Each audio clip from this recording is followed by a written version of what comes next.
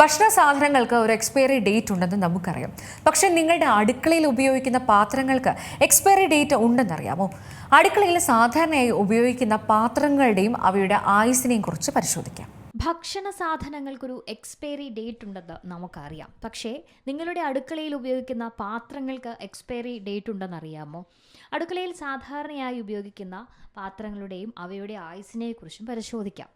Non stick frying പാനുകൾ 2 മുതൽ 5 വർഷത്തിലോ അല്ലെങ്കിൽ coating അടരാൻ തുടങ്ങുമ്പോഴോ ഭക്ഷണം പറ്റിപ്പിടിക്കുമ്പോഴോ ഇവ മാറ്റണം.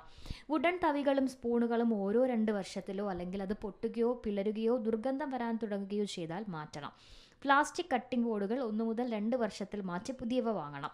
ഇതിനുള്ളിൽ ഇവയിൽ കത്തി കൊണ്ടുള്ള ആഴത്തിലുള്ള ചാലുകൾ ഉണ്ടാവുകയോ നിറം മാറുകയോ ചെയ്താലും ഇത് ഉപേക്ഷിക്കണം. സിലിക്കൺ സ്പാറ്റുല ഓരോ 2-4 വർഷത്തിൽ മാറ്റണം.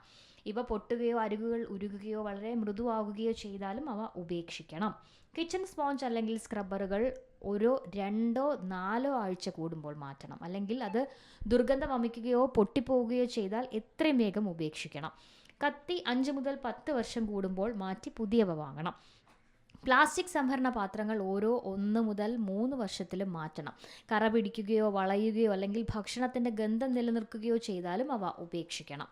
News desk C Malayalam news. ഏറ്റവും പുതിയ വാർത്തകളും വിശേഷങ്ങളും വിരൽ തുമ്പിലറിയാൻ സി മലയാളം ന്യൂസ് എല്ലാ ഡിജിറ്റൽ പ്ലാറ്റ്ഫോമുകളിലും ലഭ്യം.